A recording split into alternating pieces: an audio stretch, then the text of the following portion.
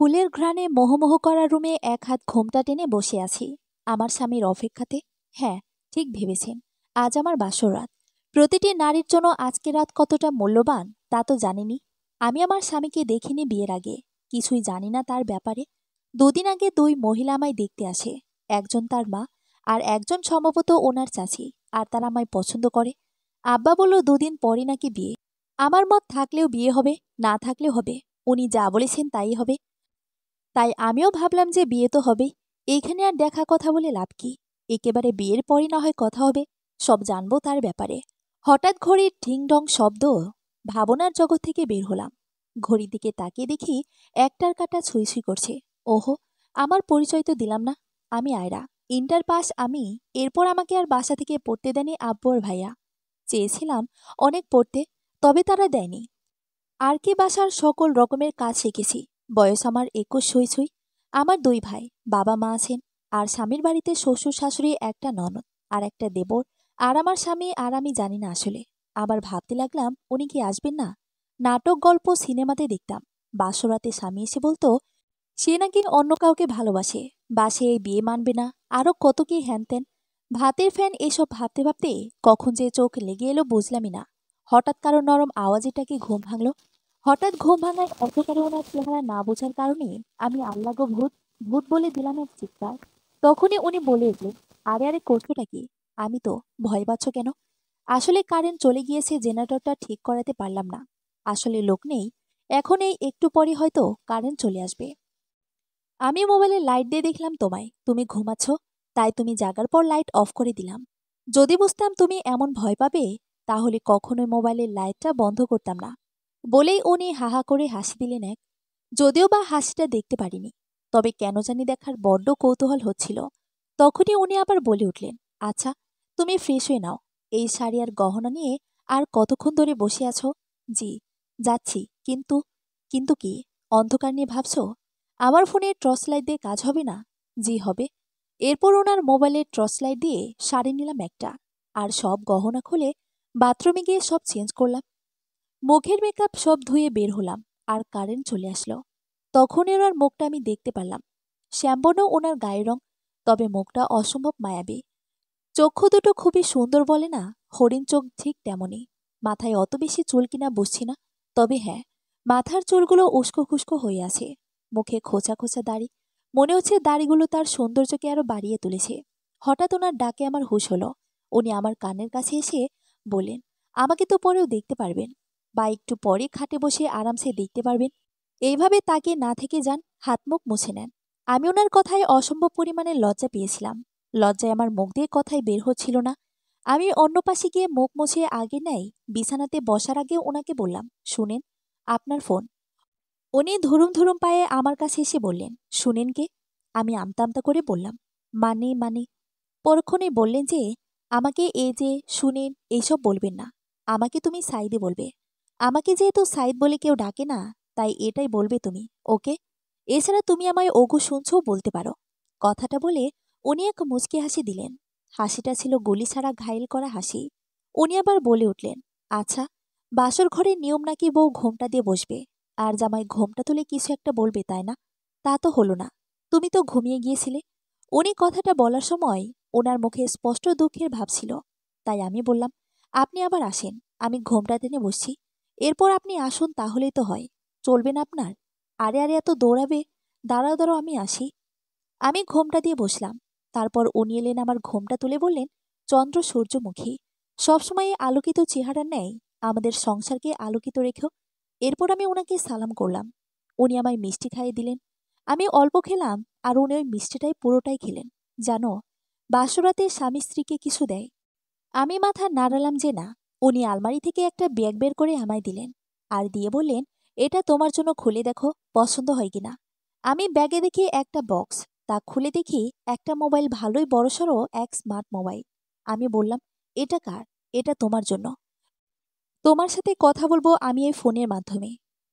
আমি বিয়ের আগে শুনেছি তোমার নাকি ফোন নেই, তাই এটা নেওয়া। আমি তো আপনার জন্য কিছু আনিনি। তো কি হয়েছে? তুমি আমার পাশে সবসময় থাকলেই হবে। চলো বারান্দায় যাই, কথা বলি ওইখানে। আচ্ছা। বারান্দায় গিয়ে দেখি বারান্দাটা অসম্ভব পরিমাণে সুন্দর, গাছে ভরা। বারান্দার মাঝে জায়গায় দুজনের একটা সোফা আমি আর উনি বসে বসে গল্প করছিলাম। আসলে উনি কথা বলছিলেন, আমি মুগ্ধ নয়নে তাকিয়েছিলাম আর শুনছিলাম আর ভাবছিলাম যে এই এত দামি ফোন আমি আমার কাছে রাখতে পারবো তো। আসলে এমন দামি ফোন কখনো আমার হবে ভাবিনি। দেখেছি অত দামি মোবাইল, তবে ভাইদের হাতে। আমাকে কেউ কখনো কারো ফোন ধরতেও দেয়নি এবং কিনেও দেয়নি। আব্বা ভাইদের মতে মেয়ে মানুষ ফোন ব্যবহার না করাই ভালো। এইসব সাত পাঁচ ভাবছিলাম আর ওনার সব কথাই শুনছিলাম। আজানের প্রতিধ্বনি কানে পড়াতে ঘুম ভেঙে গেল। পরক্ষণেই অনুভব করলাম ভারী কিছু একটা আমার পেটের ওপর আছে। হাত দিয়ে বুঝলাম যে এটা কারোর হাত। ডান পাশে ফিরতে দেখি আমার জামাইমশাই এক হাত আমার পেটের ওপরকে হালকা শব্দে নাক ডেকে বেঘরে ঘুমাচ্ছেন। আমি ভাবতে লাগলাম আমি এখানে কি করে, আমি তো বারান্দায় ছিলাম। আমি অনেক কষ্টে হালকাভাবে তার হাতটা সরিয়ে বাথরুমে গেলাম। ফ্রেশ হয়ে অজু করে নামাজে দাঁড়ানোর আগে ওনাকে ডাক দিলাম, এই যে শুনছেন, উঠবেন না? নামাজে রক্ত যাচ্ছে তো। হালকা হাতে ওনাকে একটু দোলানি দিলাম, তবে ওনার তেমন কোনো সারা শব্দ নেই। নামাজের বিছানাতে দাঁড়ালাম, দুরাকাত পড়ে আবার ডাক দিলাম হালকাভাবে। এইবার উনি উঠে গিয়ে নামাজের জন্য অজু করতে চলে গেলেন। আমি আগের ন্যায় নামাজ শেষ করে আবার ভাবতে লাগলাম কাল রাতে কি হলো। আমি তো বারান্দায় ছিলাম, তাহলে এইখানে কিভাবে আসলাম আর ঘুমালাম কখন? আমি অপলক চাহনিতে ওনাকে দেখছি, তাহলে ঘুমালাম কখন? উনি নিশ্চয়ই আমাকে বিছানাতে এনেছেন। এইসব ভাবছিলাম, তখনই হঠাৎ কেউ আমাকে পিছন থেকে ভাউ বলে কেউ চিৎকার দিয়ে উঠে, সাথে সাথে আমিও আল্লা গো বলে দিলাম চিৎকার। চিৎকার দিয়ে ধাম করে এক লাফ দিয়ে বিছানাতে উঠে গেলাম। তখনই পুরো রোম অট্টহাসিতে মেতে উঠল। আমি তাকিয়ে দেখি এ আর কেউ না, এ তো আমার জামাই মশাই। আল্লাহ! আয়রা, তুমি কি ভয় পেয়েছ? এই সামান্য ভাউতে এত ভয় পাও? হায় আল্লাহ! আয়রা তোমার চেহারা দেখার মতো ছিল, আর এইভাবে কেউ লাভ দেয় পুরা বাচ্চাদের মতো। আমি ওনার দিকে তাকিয়ে দেখি উনি হাসলে ওনার চোখে পানিতে টলমল করে। তবে হ্যাঁ, ওনার মুচকি হাসির মতো ওনার অট্টহাসিটাও অসম্ভব রকমের সুন্দর। বললাম না, যাকে বলে গুলি ছাড়া ঘাইল করা হাসি। আমি যখন ওনার হাসি পর্যবেক্ষণ করতে ব্যস্ত, ততক্ষণে উনি একদম আমার কানের কাছে এসে ফিসফিস করে বললেন, এইভাবে আমার দিকে তাকিও না। আমি তো তোমার ওই চাহনিতে আটকে তোমার আদর করলে তখন তুমি পারবে তো? আমি ওনার কথাটা শোনা মাত্রই আমার সমস্ত শরীরের পশম দাঁড়িয়ে গেল। ওনার এই নরম আওয়াজের কথা বলার সময় যখন ওনার নিঃশ্বাস আমার কানে পড়ছিল, আমি শরীরে তেমন যেন এক শীতল হাওয়া বইতে লাগলো। আমি চোখগুলো ছোট ছোট করে ওনাকে বললাম, আপনি আমায় এভাবে ভাওনা দিয়ে নামাজ পড়েন। নামাজ তো আমি পড়লামই, তোমার সামনে এই তো তুমি দেখনি। কই না তো। কি বলো? আর দেখবই বা কি করে? তুমি তো যে ভাবনাতে মগ্ন ছিলে, কাকে নিয়ে ভাবছিলে গো?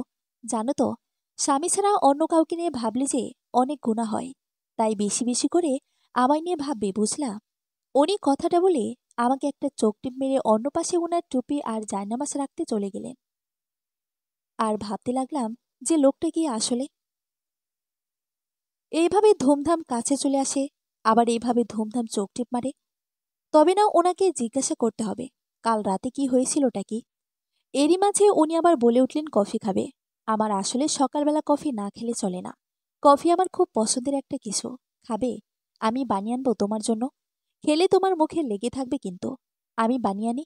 না, তোমার আনতে হবে না, আমি বানিয়ে আনছি, খেয়ে দেখো সেই লাগবে। উনি তো এইসব বলে চলে গেলেন, কিন্তু আসলে আমি কফি খাই না। আমার তো কফির গন্ধটা কেমন জানি লাগে। তবে আপনাদের লেখিকার কিন্তু কফি খুব পছন্দের, কিন্তু নায়িকার নয়। যেহেতু ওনার পছন্দে আমি আজ নয় খেলাম, ওনার সাথে তারপর বলে দেব ওনাকে। আরে আসল কথা, এ তো ওনাকে জিজ্ঞাসাই করা হলো না। কিছুক্ষণ পর উনি আসলেন। কফিটা চমক দিতেই ভিতরটা কেমন করে উঠল, তাও মুখটা নর্মাল ভাব করে খেতে লাগলাম। তখন উনি জিজ্ঞাসা করলেন কেমন হয়েছে। জানো, আমি না এতদিন একজন কফি খাওয়ার সঙ্গী খুঁজতাম। তখন ভাবলাম আমার বউ ঘরে আসলে তাকেই সঙ্গী বানাবো, সে আমায় কোম্পানি দিবে কফির আড্ডাতে। ওনার কথাটা শুনে খুব খারাপ লাগলো। আহারে, ওনার কত শখ। থাক, ওনার জন্য অভ্যাসটা করতে খারাপ কই। তাই আর বললাম না যে আমি কফি খাই না।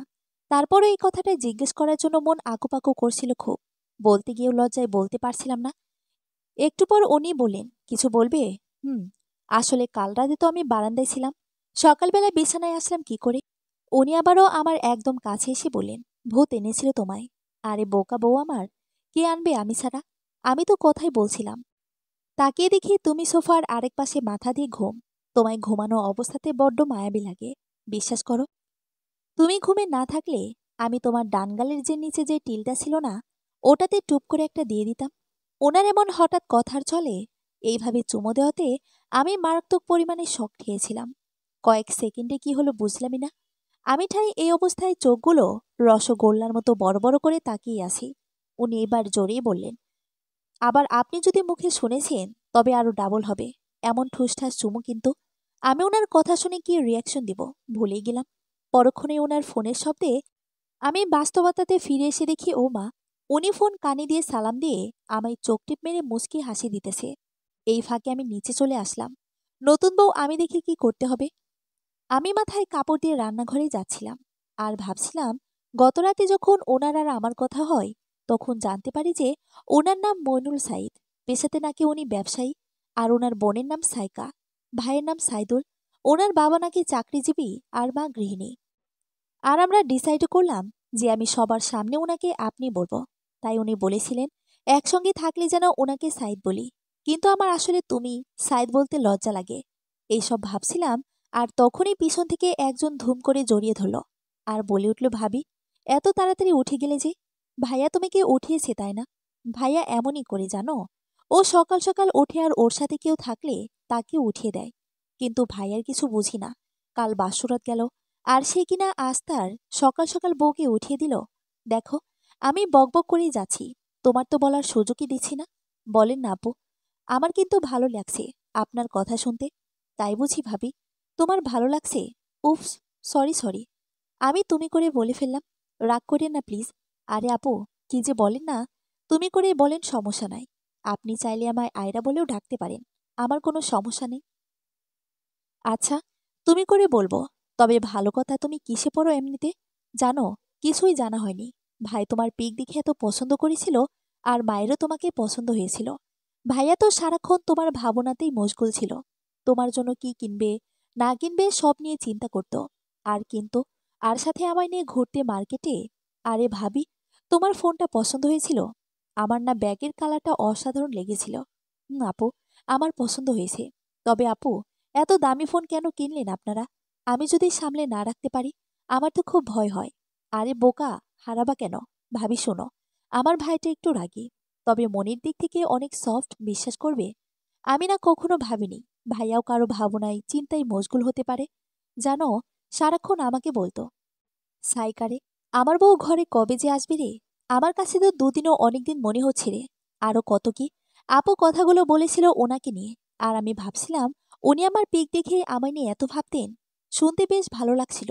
কেন যেন মনে মনে অন্যরকম একটা ভালো লাগা কাজ করছিল। আপু ওনার ব্যাপারে বলছিলেন, আর আমি চা বানাচ্ছিলাম। আসলে গতকাল শুনেছিলাম ওনারা সবাই নাকি সকাল সকাল মশলা চা খান।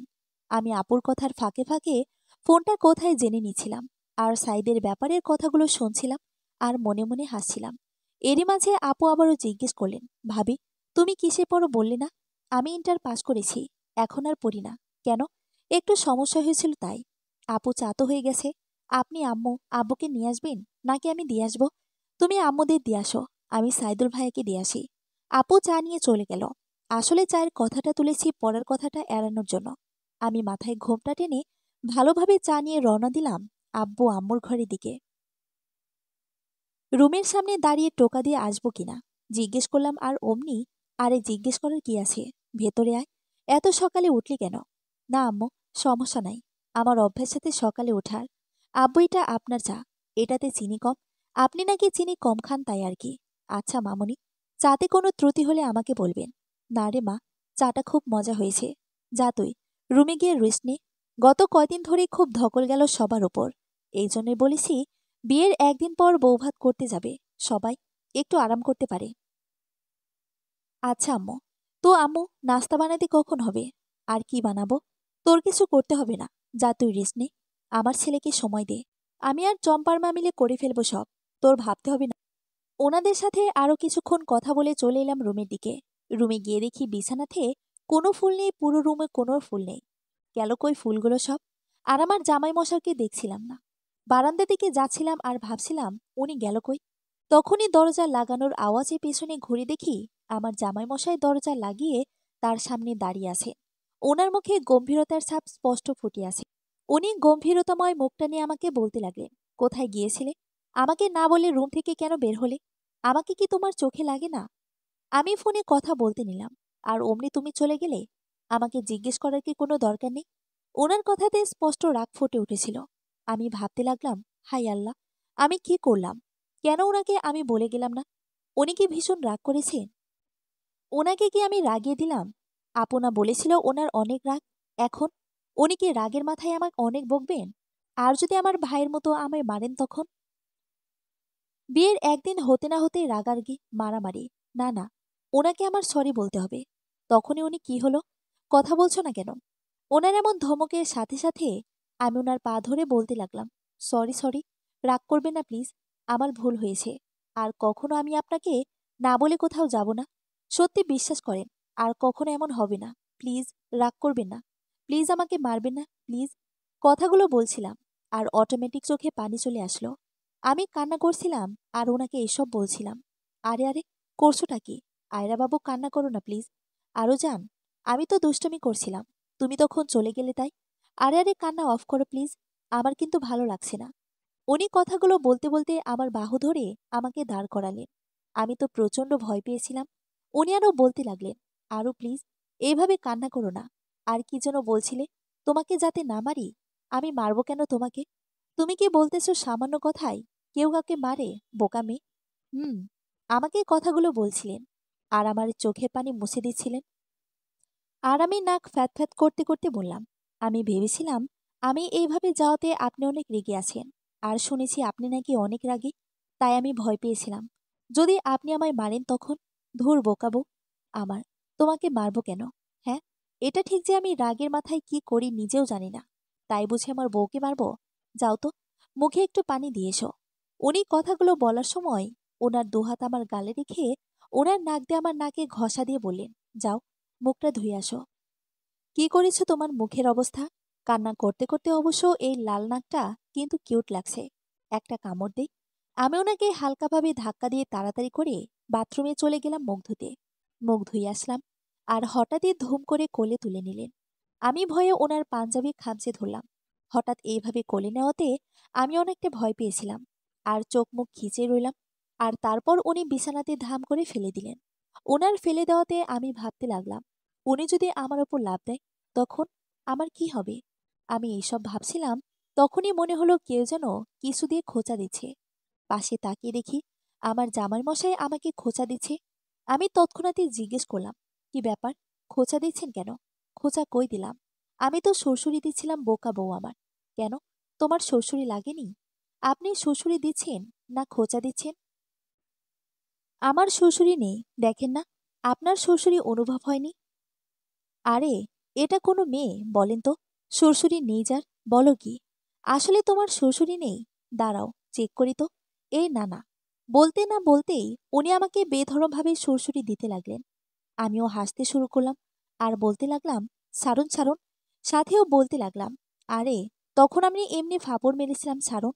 যখন দেখলাম উনি ছাড়ছে না, এক পর্যায়ে আমি ওনাকে সুরসুরি দিতে লাগলাম। দুজনের সুরসুরি দেওয়ার ধস্তাধস্তি করা শুরু হলো। সাথে হাসি এমন সময় দরজাতে ধাম করে এক বাড়ি দিল। উনি যে চরম বিরক্ত হয়েছেন তা স্পষ্ট বোঝা যাচ্ছে। তখন উনি ধাম করে আমার ডান গালের সেই তেলটাতে একটা কামড় দিয়ে চলে গেলেন। গেট খুলতে কাকে যেন বলতে লাগলেন, কি হয়েছে তোর? এখন আসার সময় ভালো টাইম ডিস্টার্ব করলি কচু। আরে ভাইয়া, চেতিস কেন? তোরা যেইভাবে ধস্তাধস্তি করেছিলি আর হাসছিলি, যে যে কেউ ওই সাউন্ডে আতঙ্কিত হয়ে যাবে। আমরা নয় বুঝলাম যে নতুন নতুন শখ, তবে মুরব্বীদের কথাও ভাব একটু। চুপ, চুপ বেদব, কার সাথে কি বলছিস খবর আছে? হইছে ভাইয়া, বুঝছি, আর শাসাতে হবে না। তবে এইসব করতে যে এনার্জি দরকার তা জানা নেই। এই এনার্জির জন্য নাস্তাও করতে হবে। তাই জলদি নাস্তা করতে আয় ভাবিকে নিয়ে। আমি বিছানা থেকে সবই শুনছিলাম, আর লজ্জায় নাই নাই হয়ে যাচ্ছিলাম। কিছুই হলো না তাতে, এত কথা হলো আর হলে তখন কি করত? তারপর উনি আমাকে বলতে লাগলেন, দেখলে পাকুনি কি কি বলল? বলে আর দাঁড়ালো না। জানে দাঁড়িয়ে থাকলে যে এক দফা কেলানি খাবে। ওহো, দেখিনি তো শুনেছি। বাহ, তুমি তো ভালোই পাকো পাকো কথা জানো। তবে কি জানো তো, সাইকা আমাদের দুই ভাইয়ের খুব আদরের। সাইকার এমন কোনো শখ নেই যা আমরা পূরণ করিনি। সাইকা কিন্তু তোমার বড়, জানো তো। হুম, আচ্ছা, আপনাদের সকলের বয়সের গ্যাপ কেমন? আমার ২৭, সাইদুলের ২৫ আর সাইকার ২২। কিন্তু আয়রা শোনো। উনি হাতের ইশারা দিলেন সামনে আসতে। আমিও হুম বলো। তখন উনি ঠুস করে কামড় দেওয়া জায়গায় আস্তে আস্তে করে চুমু দিতে লাগলেন আর আমায় আবেশে জড়িয়ে ধরে বলতে লাগলেন, আরও আমি তোমাকে আমার সাথে অ্যাডজাস্ট হওয়ার জন্য কিছু সময় দিতে যাচ্ছিলাম, কিন্তু তুমি এতটাই মোহনীয় যে সময় দেওয়াটা দায় হয়ে যাচ্ছে আমার। এতটা মোহনীয় কেন তুমি? কথাগুলো বলতে বলতে উনি আমার গলায় নাক ঘষছিলেন। তখনই আমার নজর গেল দরজা খোলা আর কারো আসার সাউন্ড কানে আসছিল। তখন আমি ওনাকে হালকা ধাক্কা দিয়ে বলতে লাগলাম যে দরজা খোলা, কেউ চলে আসবে তো, সারেন প্লিজ। আমার কথায় মনে হয় হুঁশ আসলো ওনার। উনি আমাকে ছেড়ে দিয়ে বললেন, চলো নিচে যাই, নাস্তার জন্য ডাকছে। উনি কি রাগ করলেন? কি জানি। আমার কি বলা ঠিক হলো? উনি তো আমার স্বামী, কাছে তো আসতেই পারে, কিন্তু কেউ যদি চলে আসতো, রাগ করলে তা ভাঙবে কি করে? ও, আপুকে জিজ্ঞেস করব যে উনি কি পছন্দ করে না করে। আচ্ছা, এখন নিচে যাই। আরে ভাবি, আসছো তুমি? কি গো ভাবি, এক পর্ব আদর সোহাগ গেল নাকি? আপুর এমন কথাই আমি যেন সাত আসমান থেকে পড়লাম। কি বলে উনি? ওনাকে কে বলল এই কথাটা? কি ভাবছো ভাবি? এই তো আমি জানলাম। কি করে তোমায় যে ভাইয়া কামড় দিয়েছে? দাগ দেখালে তো যে কেউ বুঝবেই। আমি শাড়ি ঠিক করে ফেললাম আর বললাম, আপু, কি যে বলেন না। আমি আপুর পাশে বসতে নিলে উনি চোখ রাঙিয়ে ইশারা করতে লাগলেন ওনার পাশে বসার জন্য। আমি গিয়ে বসে পড়লাম ওনার চোখের ইশারাতে। সবাই বসলেন ওনারা। দুই ভাই আপুর প্লট থেকে এটা ওটা নিচ্ছে, কিন্তু কেউ সামনের বাড়ি থেকে নিচ্ছে না। আপু অনেক চিল্লাচিল্লি করেছিলেন, আবার হেসে দিচ্ছিলেন, আবার নিজেও তাদের ভাইদের দিচ্ছিলেন, আবার ওনাদের প্লেট থেকে আপু নিতেছিলেন, আবার আপুর চুল টানতেছিল ভাইয়ারা। আমি ওনাদের কাজ দেখে হাসছিলাম। ভালোই লাগছিল ওনাদের খুনসুটিগুলো দেখতে। আর ভাবছিলাম, যদি আমার ভাইগুলো এমন হতো, আমার সাথে এমন দুষ্টামি হাসি খুশিতে মেতে থাকতো। কিন্তু আমার ওই কপাল কই? আপু সাইদুল ভাইয়ের প্লেট থেকে খাবার নেওয়া দেখে মনে পড়ে গেল একদিনের কথা। আমিও এমন একদিন ভাইয়ার প্লেট থেকে কি যেন একটা একটু ভেঙে জাস্ট টেস্ট করছিলাম। আর যে টেস্ট করে যেমনই উল্টা দিকে ফিরলাম, অমনি বড় ভাই আমার গালে একটা থাপড় বসিয়ে দিলেন। হঠাৎ এমন থাপ্পড় পড়াতে কি রিয়্যাক্ট করব বুঝছিলাম না। আমি কিছু না বলে শুধু গালে হাত দিয়ে ভাইয়ের দিকে তাকিয়ে রইলাম। চোখ দিয়ে নিজের অজান্তেই টুপ করে দুফোঁটা পানি পড়ে গেল। কিছু না বলে চলে যাচ্ছিলাম, তখনই ভাই বলে উঠল, আর কখনো আমার খাবারে হাত দিবি তো? আজ একটা পড়েছে, কাল ২-৩টা পড়বে, মনে থাকে যেন। কিছু না বলে চুপচাপ চলে আসি রুমে। লাইট অফ করে চোপটি মেরে এক কোনায় বসে রয়েছিলাম সেদিন। হঠাৎ ওনার কথায় আমি আমার অতীত থেকে বর্তমানে এলাম। উনি বলতে লাগলেন, কি ব্যাপার, খাচ্ছ না কেন? এমনি রাগ উঠে আছে, ঠিকমতো খাও, মেজাজ আরো গরম করো না। ওনার কথাই বুঝলাম উনি আসলে আমার উপর রেগে আছেন। আমি চুপচাপ একটা রুটি একটু ছিললাম খাওয়ার জন্য। অমনি উনি আমার বাম হাত চেপে ধরলেন, পা দিয়ে পায়ে সুড়সুড়ি দিচ্ছিলেন। আমি কোনো রিয়াকশন দিতে পারছিলাম না, কেননা সামনে আব্বু আম্মু। কোনো রকম খিসে নাস্তা করছিলাম। আমি দ্রুত নাস্তা শেষ করে প্লেট নিয়ে উঠে গেলাম। হাঁড়ি পাতেল যা ছিল তা ধোয়া শুরু করলাম। তখনই মনে হলো শাড়ি ভেদ করে কারো শীতল হাত পেটে স্পর্শ করছে। আমি পিছনে ঘুরতে দেখি উনি। উনি পেটে হাত বুলাতে বুলাতে বলল, তাড়াতাড়ি রুমে আসো, দেরি করলে খবর আছে। কিন্তু বলে রাখলাম, এমনিতেই মেজাজ কিছুটা গরম আছে। বলে উনি ধপধপ পা ফেলে চলে গেলেন। আর আমার শরীর থরথর করে কাঁপতে লাগলো ওনার কথায়। আমি কোনো রকমে কাজ শেষ করে কাপা কাপা পায়ে ওনার রুমে গেলাম আর বলতে লাগলাম, সরি, রাগ করে থাকবেন না প্লিজ। আপনি এখন যা ইচ্ছে করেন, আমি আপনাকে থামাবো না। তাও রাগ করে না। কথাটা বলেই জিব্বা কাটলাম। হায় আল্লাহ, কি বললাম আমি? কথাটা শোনা মাত্রই উনি, কি বললে যান? হুম, করব তো, সবই হবে, আসো তো আগে কাছে। কথাটা বলতে বলতে উনি আমায় জড়িয়ে ধরলেন। আর ওনার নাক আমার ঘাড়ে ঘষতে ঘষতে বলতে লাগলেন, এত জ্বালাও কেন? তখন আর একটু আমার কাছে থাকলে কি এমন হতো? কাপা কাপা গলায় আমি বলতে লাগলাম, না, যদি কেউ চলে আসতো তাহলে লজ্জা পেতাম। দুজনে তাই বলেছিলাম, যান। উনি আবারও নাক আমার গলায় ঘষতে ঘষতে বলতে লাগলেন, কাল তোমাদের বাড়িতে যাবে না প্লিজ। আর আমিও তোমাকে দিব না। আমি পরশু নিয়ে যাব, আবার পরদিন আমার সাথে নিয়ে আসব। আমি আমার বউকে ছাড়া থাকতে পারবো না। কথাগুলো বলছিলেন, আর তখনই উনি আমার কানের লতিতে এক কামড় দিলেন। আর অমনি আউ করে উঠলাম। সাথে সাথে উনি আমার দিকে তাকিয়ে বলতে লাগলেন, বেশি লেগেছে? সরি সরি বাবু। বলতে বলতে উনি কানের লতিতে হাত বলিয়ে দিচ্ছিলেন। আর তখনই আম্মু ডাকতে শুরু করলেন, এই মইনুল, কই তুই? বাবা, তোর সাথে কিছু কথা ছিল। আমার শাশুড়ি ওনাকে মইনুল ডাকেন। উনি আমাকে ছেড়ে দিয়ে বললেন, ধুরু কচু, বিয়ের আগেও শান্তি পেলাম না। এখনো না? কত যে জ্বালাবে আমাকে। সব আমার রোমান্সের শত্রু।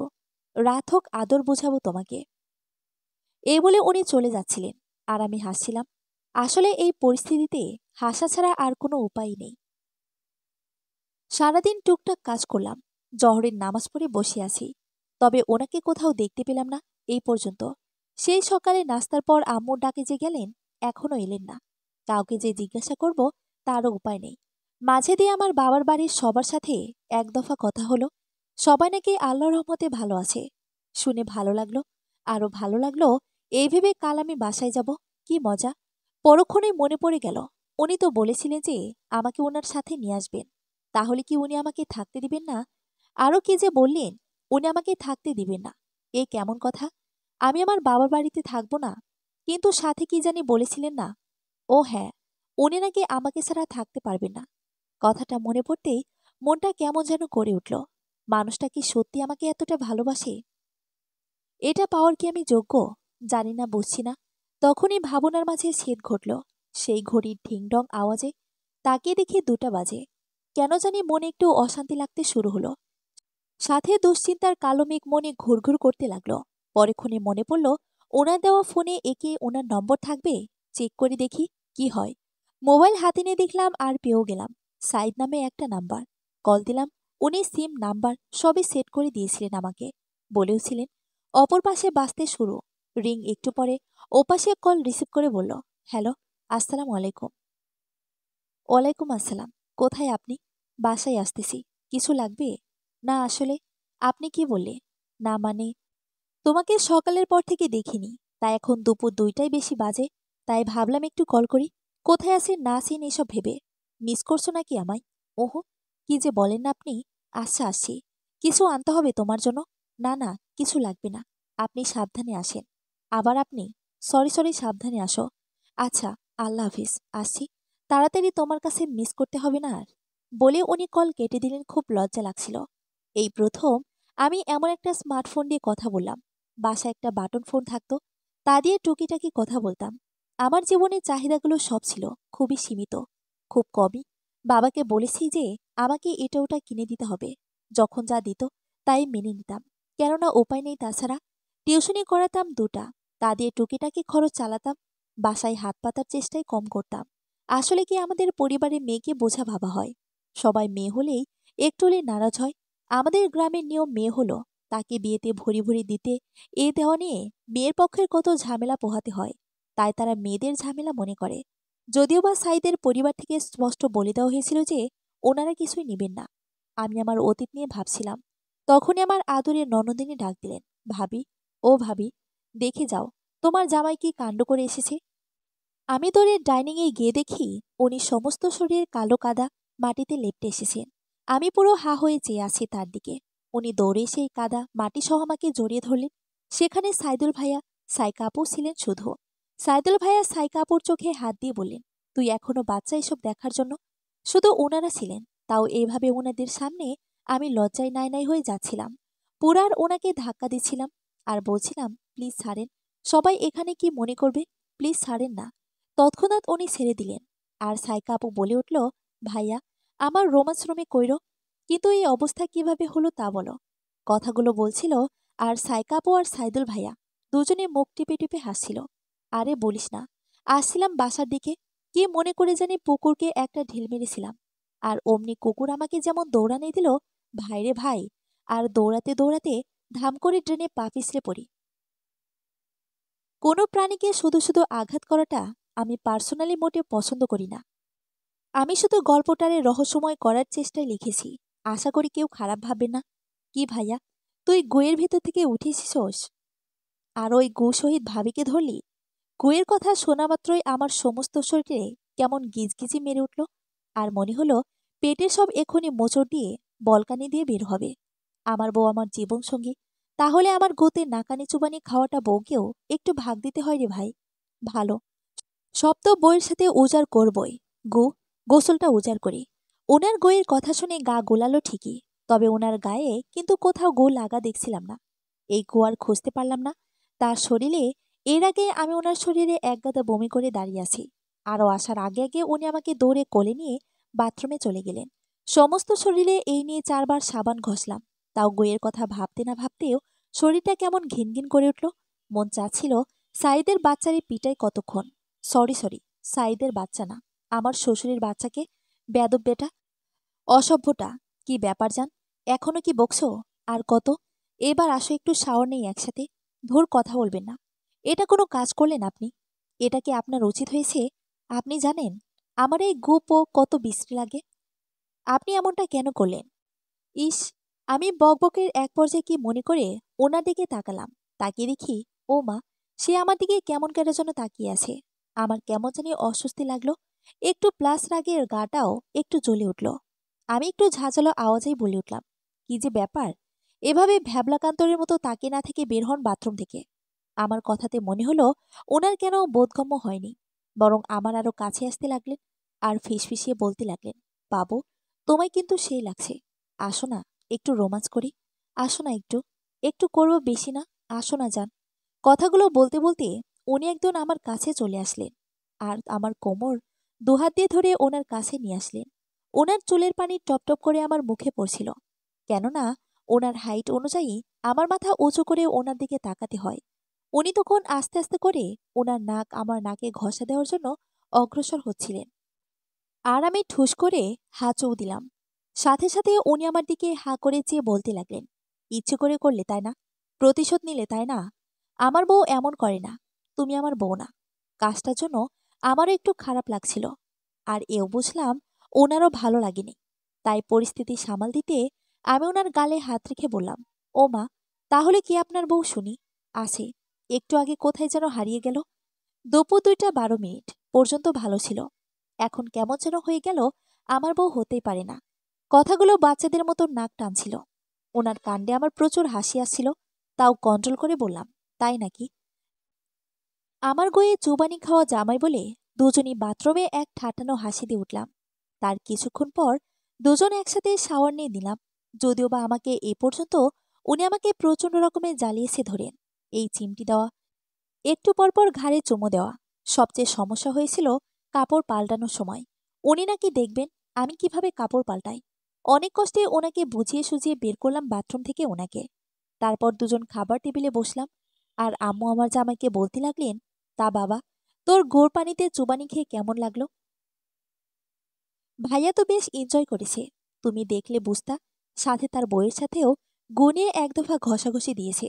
আপু বলছে আর হাসছে। আপু হাসলে চোখ দিয়ে পানি চলে আসে, ঠিক তার ভাইয়ের মতো। তবে আমি লজ্জায় নাই নাই হচ্ছিলাম। কোনো রকম চোখ মুখ খিচে বসে রইলাম। সবাই খাওয়া দাওয়া করে উঠলাম, আমি টেবিলে সব গুছিয়ে নিলাম। উনি নাকি কালকের বাজার করতে বের হয়েছেন। আমি রুমে গিয়ে একটু ঘুমাবো ভাবলাম, আর আপু চলে আসলো। দুনিয়ার বকবক জুড়ে দিল, এ নিয়ে আর ঘুম হলো না। এভাবে সারাদিন কাটলো। বিকেলবেলা থেকে বউ হাতের খাবারের নানা সামগ্রী কাটাকাটি করলাম। আবার সবার সাথে কথা বললাম। ওনাদের সব মেহমান আর চলে আসতেছে। একজন একরকম প্রশ্ন করছে। কেউ কেউ তো এটাই জিজ্ঞাসা করেছে, বাসরাতে কি হলো না হলো। এটা কোনো কথা? আমি কেন আপনাকে বলবো কি হলো না হলো? উনি আসলেন রাত 11টায়। এতক্ষণে সবাই যা যা রুমে চলে গেল। আমি ওনার অপেক্ষাতেই বসেছিলাম। একসাথে খেয়ে আমি আগে রুম আসছিলাম, বিছানা ঠিক করছিলাম। আর উনি আব্বু আম্মুর সাথে এটা ওটা নিয়ে কথা বলছিলেন। তখনই ওনার কিছু কাজিন আসলো রুমে। ভাবি, এগুলো আমাদের কাজিন, কিছুক্ষণ আগেই আসলো। ও, আসসালামু আলাইকুম। কেমন আছেন আপনারা? ভাবি, এটা হলো রিপা আপু, রুষা আপু, ছোট মামির মেয়ে। আর ওরা হলো দিনা, তিশা, কাকির মেয়ে। আর উনি হলেন বর্ষা আপু, বড় মামির মেয়ে। সবার বড় হলো বর্ষা আপু। আপু সাইদুল ভাইয়ের সাথে, তারপর রিপা আপু আর রুষা আপু, ওরা কিন্তু টুইন। তারপর আমি, তারপর দিনা আর তিশা। অবশ্য দিনা তিশা তোমারও বড়। হুম, আমরা ভালো আছি। তুমি সাইদ ভাইয়ের বউ? তা ভাবি, তুমি কিন্তু দেখতে বেশ মিষ্টি। ধন্যবাদ আপু। তা তুমি কিসে পড়ো? আমি এখন পড়ি না। কতদূর পড়লে? চালচলনিতে তো মনে হয় 8 পাস করছো। হয়তো কোনো রকমে। যে এক ঘোমটা মাথায় দিয়ে রেখেছো, বাবারে বাবা।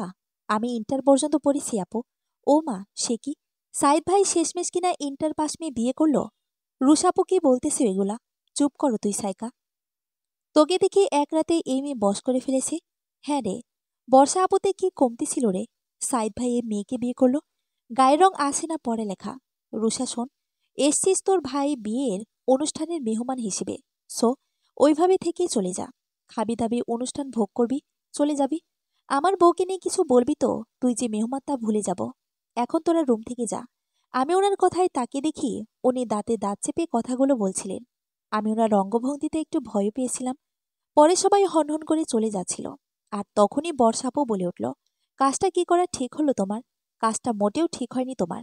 হুম, ভালো, এখন যা। শেষ কথাটা উনি একদম চিল্লিয়ে বললেন। আমি একটু খুশি হয়েছি ওনার চিল্লানোতে, কেননা এই নারী আমাকে অনেক বাণী শুনিয়েছে। হুম, ঢং ঢং। আমার বিয়ের পর আসছে ঢং করতে। এই শোনো না। বলুন। সাদে যাবা? চলুন। মানে চলো। উনি মিটমিটিয়ে হেসে বললেন, ওকে চলো। আমি আর উনি ছাদের এক কোনায় ব্রেঞ্চে বসে আছি। আজকের চারটা খুব সুন্দর না? হুম। আর আমার এই চারটাও। কথা বলতে বলতে উনি আমায় টুপ করে চুমু দিলেন। আমি লজ্জায় ওনার দিকে তাকাতে পারছিলাম না। তখনই উনি আমাকে এক হাত দিয়ে জড়িয়ে ধরে নাক আমার কাঁধে ঘষতে ঘষতে বললেন, আরু বাবু, হুম, তোমাকে আমার আরো টাইম দেওয়া লাগবে। কথাটা বলে আমার কাঁধে মাথা রেখে উনি বলতে লাগলেন, জানো আমি তোমাকে কোথায় প্রথম দেখেছি? আমি তোমাকে প্রথম দেখেছি ব্রিজের নিচে জাফর ভাইয়ের ফুচকা স্টলে। এ ঝাল হুহা করতে করতে ও আবার ফুচকা মুখে দিচ্ছিল। ঝালের জন্য তোমার চোখ দিয়ে পানি পড়ছিল, কিন্তু তাও তুমি খেয়ে যাচ্ছিলে। তোমার নাক, চোখ লাল হয়েছিল ঝালের সাথে। তোমার নাক দিয়ে পানি ঝরছিল। আমি তখন পাশ দিয়ে যাচ্ছিলাম বাইক দিয়ে, কিন্তু তোমাকে দেখে বাইক সাইড করে থমকে গেলাম।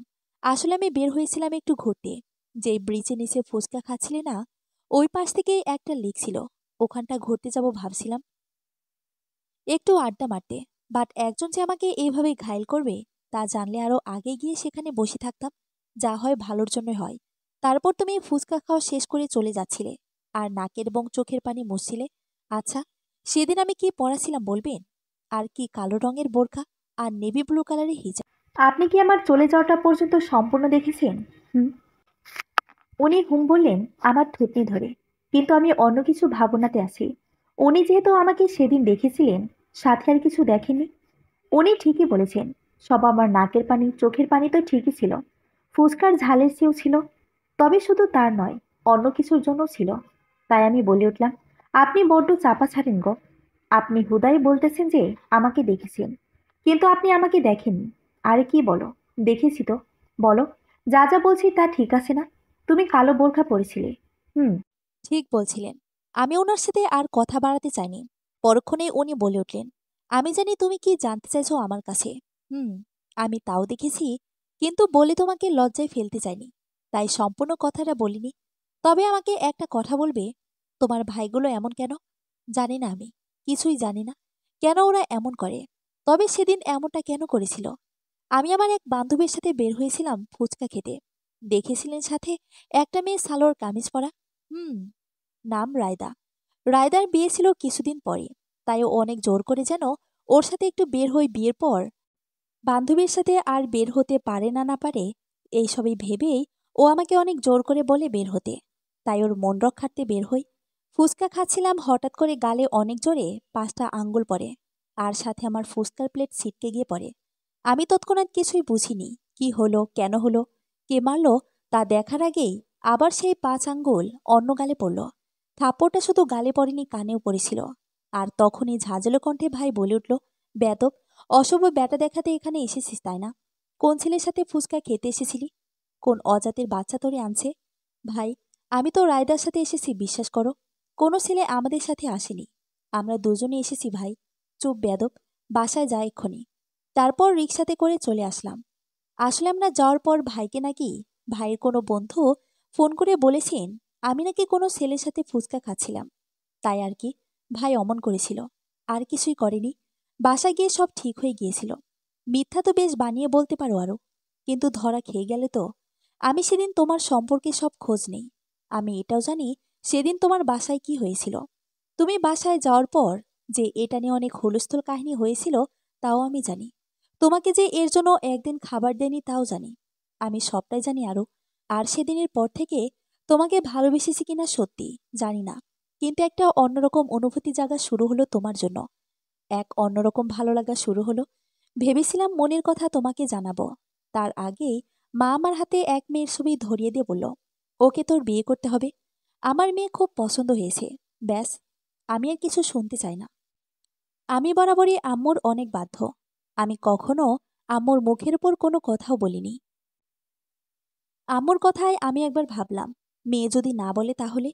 তাই আমি পিক বের করলাম, বায়োডাটা আছে কিনা দেখতে। কিন্তু পিক দেখে তো আমি টাসকি, কেন না? সে তো আমার আর কেউ না, আমার আরও। কথাগুলো বলার সময় ওনার চোখে মুখে খুশির চিকচিক করছিল। ওনার এই খুশিময় চেহারা আমার বড্ড বেশি মায়াবী লাগছিল, আর ভালো লাগা বাড়াচ্ছিল। আরও শোনো, আমি তোমাকে বিয়ে করার পূর্বেই ডিসিশন নিয়েছিলাম যে তোমাকে বিয়ের পর আমি তোমার বাবার বাড়ি দিব না।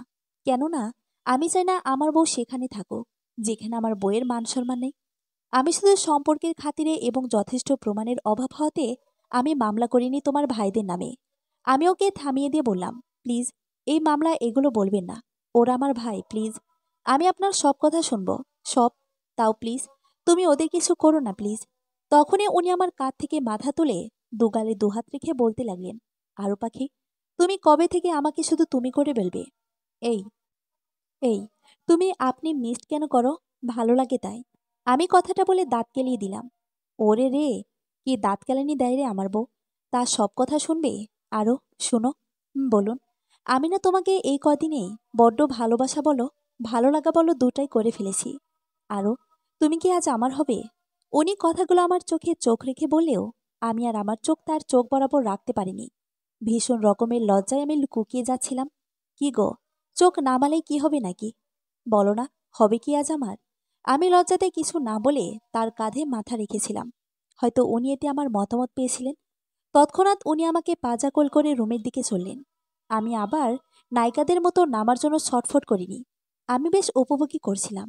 আর এই বয়সে কোলে উঠতে পারলে তো ভালোই লাগবে। তাই আমি শুধু উপভোগ করছিলাম। উপভোগের ঠেলায় কখন যে রুমে চলে এলাম বুঝলামই না। উনি আমাকে বিছানাতে রাখাতে আমার হুঁশ এলো। আরে, আমি তো রুমে চলে এসেছি। দেখেছেন পাঠক পাঠিকারা, কেমন মেয়ে! লজ্জা বলতে কিছু নাই, দেখিয়ে মাইয়ার। উনি আস্তে আস্তে আমার দিকে অগ্রসর হতে লাগলেন। আমাকে ওনার ভালোবাসাতে পরিপূর্ণ করতে লাগলেন। রাতের গভীরতার সাথে আমাদের প্রণয়ও গভীর হতে লাগল। ঘড়ির ঠিংঠং আওয়াজ কানে আসতেই ঘুম ভেঙে গেল। ঘড়িতে তাকিয়ে দেখি 5টা বাজে। অপর পাশে তাকিয়ে দেখি উনি আমাকে আষ্টে পৃষ্ঠে জড়িয়ে ধরে ঘুমিয়ে আছে। ওনার দিকে তাকাতেই মনে পড়ল কাল রাতে সাইদ আমার প্রণয়ের কথা। কখন আমি ভাবিনি যে আমি জীবনে এতটা ভালোবাসা পাব। বাবা মার বাড়িতে শুধু অবহেলায় পেয়েছিলাম, কিন্তু এই মানুষটাকে আমি কিছু দেইনি এই পর্যন্ত। কিন্তু না দেওয়ার পরও তার থেকে অনেক কিছু পেয়েছি আমি। এতটা কি সত্যি আমার প্রাপ্য ছিল? এসব ভাবতে ভাবতে আমি ওনার মাথায় হাত বুলিয়ে দিচ্ছিলাম। তখনই কি মনে করে আমি ওনার মাথায় দুটো চুমু দিয়ে কোনোরকম ওনাকে সারানোর চেষ্টা করতেছি। তখন উনি ঘুম ঘুম কণ্ঠে বললেন, আরু, কোথায় যাও? এই যে মশাই, ফ্রেশ হব না? হবা তো একটু পরে, একসাথে হব। এখন আসো তো আর একটু ঘুমাই। এই না, সরমে উঠব। চুপ। চুপ বলে সাইদ আমাকে আরো টাইটভাবে জড়িয়ে ধরে আবার ঘুম দিলেন। আমি আরো এক দফা ঘুমিয়ে নিলাম। হঠাৎই অনুভব করলাম কিছু একটা আমার গলায়। একটু সুরসুরিও লাগছিল। পরে চোখ মেলে দেখি আমার জামার মশাই। আরো, আমি এতগুলো কামড় দিয়েছিলাম তোমাকে, আমাকে থামাওনি কেন? জানি না কেন জানি খারাপ লাগেনি। তবে দাগগুলো, দাগগুলো কি? এটা আমি দিছি আমার বউকে, কে কি বলবে? হুঁ। আচ্ছা সরো, এখন গোসল করে নামাজ পড়তে হবে। আজ তো সারাদিন অনেক ব্যস্ত থাকবা, আর একটু রেস্ট নিয়ে নাও। আরে না, কি বলো, মাথা খারাপ? সবাই কি বলবে? নতুন বইয়া তো বেলা করে ঘুমায়। সরো তো, আজকে বাসায় যাব, ওইখানে আবার রেস্ট নিতে পারবো। হঠাৎই উনি কোথা থেকে আমাকে বাজাকল নিয়ে দৌড়ে দিলেন বাথরুমে। একসাথে গোসল করে নামাজ পড়ে আমি নিচে চলে আসলাম। এই ব্যাটা আমাকে গোসলও শান্তিমতো করতে দেয় নাই। তার ভালোবাসা শুরু হয়ে গেছে বাথরুমেও। নিচে গিয়ে মায়ের সাথে টুকিটাকি কাজ করলাম। যদিও বা মা করতে দিচ্ছিল না, তাও আমি জোর করে কিছু করলাম। আয়রা মামুনি, যা তো, ময়নুলের কফিটা দিয়াই মা। আচ্ছা আম্মু, দেন আমাকে, আমি দিয়ে আসতেছি। আর সাইদুলের চাও দিয়াই তো। আচ্ছা মা। সাইদুল ভাইয়ার চা দিয়ে ভাইয়াকে জিজ্ঞাসা করলাম, ভাইয়া? ভাবি বলো। আচ্ছা ভাইয়া, ভালো একটি টি শার্ট বা একটা ঘড়ি কিনতে কত টাকা লাগবে? 1000-এর ভিতর ভালো টি শার্ট পাওয়া যাবে, ঘড়িও। কেন, ভাবি আমাকে গিফট করবা নাকি? না আসলে ভাইয়া, ওনার জন্য আর কি। আসলে ভাইয়া, আমি তো ওনাকে কিছুই দেই নাই। আর আমি তো কখনো মার্কেটেও এসব কোনোদিন কিনিনি। কোনো ধারণাও নেই। আচ্ছা ভাবি, আমি এনে দিবনি। ভাইয়া, আমি আজকে বাসায় গিয়ে টাকা নিয়ে আসব। আমার জমানো টাকা আছে কিছু, তা দিয়ে এনে দিবেন ভাইয়া প্লিজ। আচ্ছা ভাবি। ওনার কফি নিয়ে গেলাম। ওনার সাথে কিছুক্ষণ দুষ্টামি করে আবার নিচে এসে দেখি সবাই অনেক বিজি, কেননা আজকে আমার বৌভাত। তারপর একে একে সব শেষ হয়ে গেল। আমাদের বাড়ির সবাইও চলে এসেছে। আমাকে আজকে লেমন কালারের শাড়ি পরানো হয়েছে। সাইক আপু হালকা সাজিয়ে দিলেন। আমার ভারী সাজ ভালো লাগে না। উনি আসার পর সবাই রুম থেকে চলে গেলেন। এই বাড়ির একটা জিনিস খুব ভালো লাগে, তা হলো সবাই প্রাইভেসি জিনিসটা খুব বোঝে। উনি এসে আমাকে জড়িয়ে ধরে কপালে চুমো দিয়ে বলে উঠলেন, জান, অসাধারণ লাগছে তোমাকে। তোমাকে হালকা মেকআপে মাশাল্লাহ লাগে। শোনো, ছেলে পেলে কেউ কথা বলতে আসলে বেশি কথা বলবা না। আমি ওনার বুক থেকে মাথা তুলে ওনার শার্টের উপরে দুটো বোতাম লাগিয়ে বললাম, এগুলো খোলা না থাকে যেন। সাইদ, তুমি যদি এই বোতামগুলো খুলেছো তো দেখবে কি করি? তাই বাবু? ওমা, আমার বউ দেখি দূরাতে তার স্বামীকে নিয়ে জেলাস। কি গো বউ, জলে কোথায়? চুপ, একদম চুপ। কথা না বাড়িয়ে চলো। আমার কথা যেন মনে থাকে তোমার। আসলে উনি আজকে ফরমাল পরেছেন, কিন্তু ওনার শার্টের প্রথম তিনটা বোতাম খোলা। তার কারণে ওনার বুকখানা দেখা যাচ্ছিল। জানি অনুষ্ঠানে সব কাজিন ফ্রেন্ডসরাও, তাও কেন জানি মনে হলো এটা না দেখতে পাওয়াই সর্বোত্তম। তারপর দুজনে নিচে গেলাম। সব মেহমানদের সাথে পরিচিত হলাম। সবাইকে সালাম দিতে দিতে হাসি দিতে মুখে মনে হয় বাঁকা হয়ে গেছে মনে হয়। রাতের বেলা সব ঝামেলা শেষ করে আমার বাবার বাড়িতে আস্তে আস্তে সন্ধ্যা হয়ে গেল। সাইদকে বললাম ফ্রেশ হয়ে নিতে। আম্মু নাস্তা রেডি করে চলো তাড়াতাড়ি। আরও আমার শালক শালিকা নেই কেন? আছে তো। কেন? একটু শালিকার সাথে মজা না করলে কি হয়? কি বললা? মজা মানে? তাড়াতাড়ি যাও ফ্রেশ হতে। সাইদ চলে গেল। আর চলে যাওয়ার পরপরই আমার চাচাতো বোন তাসনিম, তাসনিয়া আর ফুপাতো বোন রাফা এলো। ওরা সবাই আমার ছোট, তবে বেশি না, 1 থেকে 2 বছরের। ওরা সবাই নাস্তা নিয়ে এলো। আপু, ভাইয়া কোথায়? বাথরুমে। আপু, ভাইয়া তোমাকে বাসরাতে কি কি দিল? দাঁড়া দেখাই। এই যে, এই মোবাইলটা। ওয়াও! আপু, তোমাকে ভাইয়া কি সুন্দর মোবাইল গিফট করেছে। ইস, আমার যদি এমন জামাই হয় রে আপু। আপু বল না, বাসরাতে কি কি করলা? কেন শালিকা, জানতে চাও কেন? এই লোক কি বলতে চায়? এটা কি সম্ভব? এই ব্যাটা লজ্জা করতেছে না? এই ব্যাটা আবার পাল্টা প্রশ্ন করতেছে কেন? আমি চোখ পিটপিট করে সাইডের দিকে তাকিয়ে রইলাম। না না না, ভাইয়া কিছু না। আমরা তো এমনি বলছিলাম। না শালি, বলো না, কি জানতে চাও? জানতে চাও না, প্র্যাকটিক্যালি দেখতে চাও গো শালিকা। সাইদ এই কথাটা বলতে বলতে আমার গা ঘেঁষে বসলেন। আমি ওনার কথায় কোনোই দিয়ে এক গুঁতা মারলাম ওনার পেটে। না ভাইয়া, কিছু না। এই যে আপনার নাস্তা, খেয়ে নিচে আসেন। সবাই আপনার জন্য অপেক্ষা করতেছে, আপনার সাথে আড্ডা দিবে বলে। বলে ওরা সবাই চলে গেল। চলে যেতেই উনি আমাকে পেছন থেকে জড়িয়ে ধরে আর বলতে লাগলেন, জান শোনো, তোমাকে কিন্তু এই ব্ল্যাক কুর্তিতে মাশাল্লাহ লাগছে।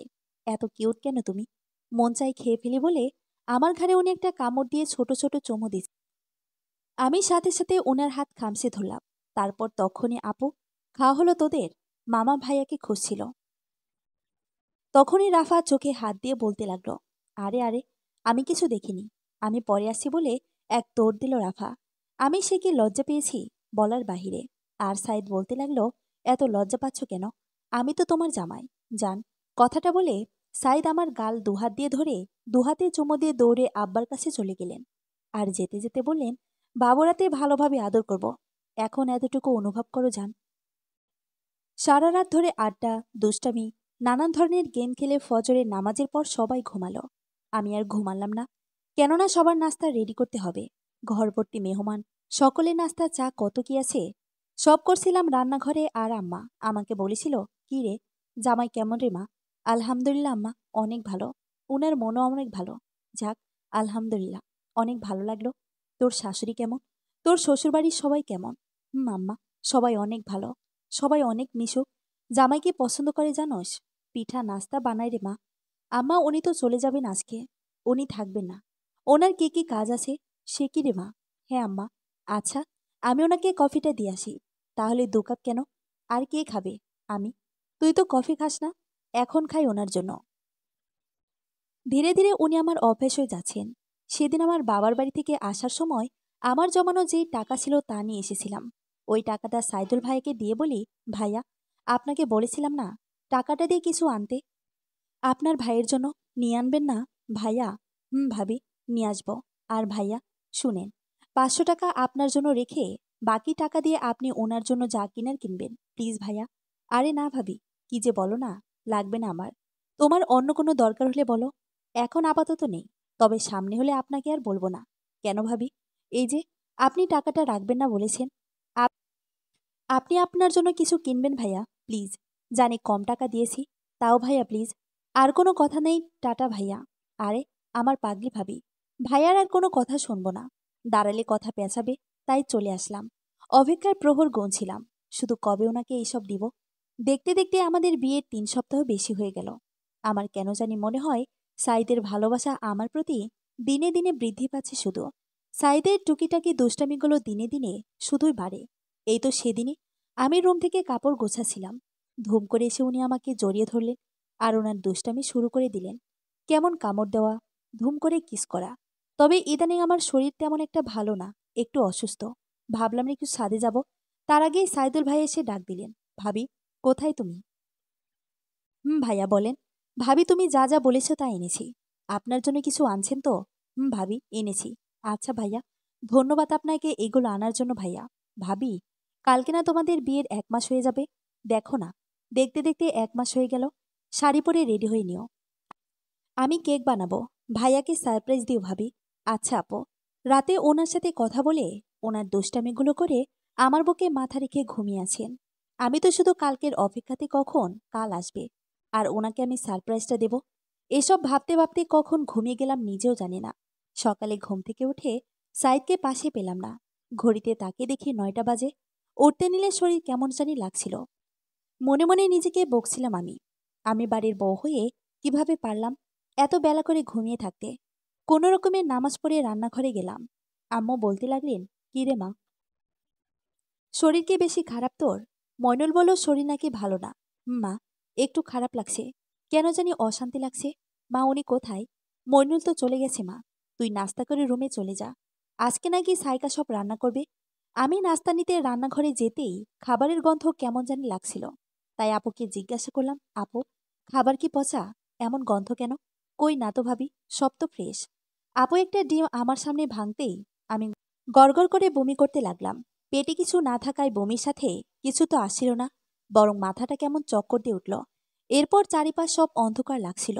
আর মনে নেই, যখন হুঁশ এলো নিজেকে বিছানাতে আবিষ্কার করলাম। আম্মু সাইকা আপুর মুখে খুশিতে চকচক করছিল। আমার জ্ঞান ফিরেছে দেখে সাইকা আপু আম্মুকে বলতে লাগলো, আম্মু, ভাবির জ্ঞান ফিরেছে। মা, তোর জ্ঞান ফিরেছে দেখ মা। তুই আমাকে কত খুশি খবর দিলি মা। আজ আমি ভীষণ খুশি। তুই আজ আমাকে যে আনন্দ দিলি, এই দাদি হওয়ার সংবাদ, এ আমি কি বলবো, তোকে ভাষা নেই আমার। তোর জ্ঞান হারানোর পর ডাক্তারকে খবর দিলাম। তাড়াতাড়ি করে সে এসে তোর চেক আপ করে বলল, তুই নাকি মা হবি। আমি খুশিতে কান্না করতে করতে আম্মুকে জড়িয়ে ধরলাম আর বলতে লাগলাম, আম্মু, ওনাকে বলেছেন? না রে মা। আম্মু, আমি ওনাকে কথা জানাতে চাই প্লিজ। আপু, তুমি তোমার সব প্ল্যান রেডি করো প্লিজ। আমি একটু ভিন্নভাবে সব জানাতে চাই। তোর জন্যে সব কাজ হচ্ছিল। আমাকে আম্মু আপু কিছু করতে দেয়নি, বরং ঠুসে ঠুসে খাওয়াচ্ছিল। গুনতে গুনতে সেই রাতখানা চলে এলো। আমি আজ আকাশি রঙের শাড়ি পরেছি, উঁচু করে খোপা করেছি গাজরা লাগাবো বলে। সাইদকে বলেছি বেলি ফুলের গাজরা আনতে। চোখে একটু আইলাইনা, একটু ব্লাশ অন, একটু লিপস্টিক লাগিয়ে ওনার জন্য রেডি হয়ে রুমে অপেক্ষা করছিলাম। রুম অন্ধকার করে ওনার জন্য। হঠাৎ উনি লাইট না জ্বালিয়ে বলতে লাগলেন, আরও, তোমার শরীর কি বেশি খারাপ? লাইট অন করবো যান? আমি একটা মোমবাতি জ্বালিয়ে বলতে লাগলাম, না, আজ বাতি নয়, বন্ধ থাকুক। উনি আমাকে দেখে চোখ সরাতে পারছিলেন না।